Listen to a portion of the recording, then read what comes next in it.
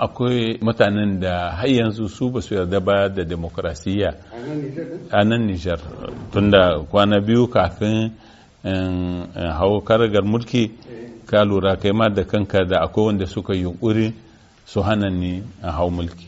Alhali ko yau wata kusan 8 game da wannan abin ba sani kai ne aka so aiwa juyin mulki ko wanda zai fita ne Muhammadu Yusuf wanda zai hita shi ya riga ya kare. Ni ina kallon abun a matsayin juyin mulkin da aka so a mini kafin ma in hau mulki.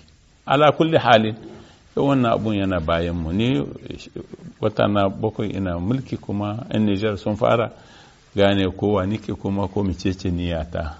To sauran kasashen da ake yi in ka lura a Gine alal misali juyin mulki aka yi saboda wanda yake mulkin shi ma ya juyin mulki.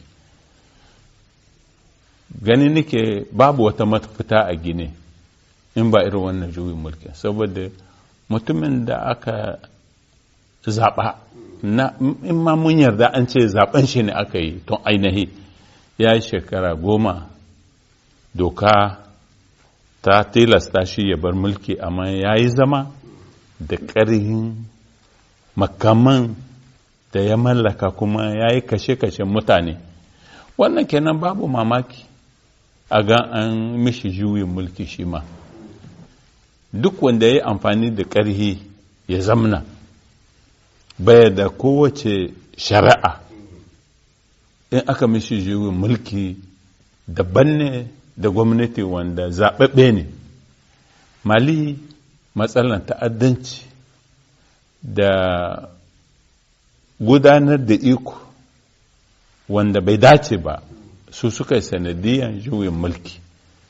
Soji sun ɗauki mulki saboda sun ga ya zan wajibi ne su ɗauki mulki, ko ya kamata su tsaye da lokacin na cewa a gudanar da zaɓe domin a samu mutanen da al'umma ta zaɓa su ci gaba da iko a cikin tafarkin demokrasiyya. Saɓani da wannan kagan sun so su ma su tsaya nan, sun ƙwace mulki kuma za su riƙe shi da ƙarfi.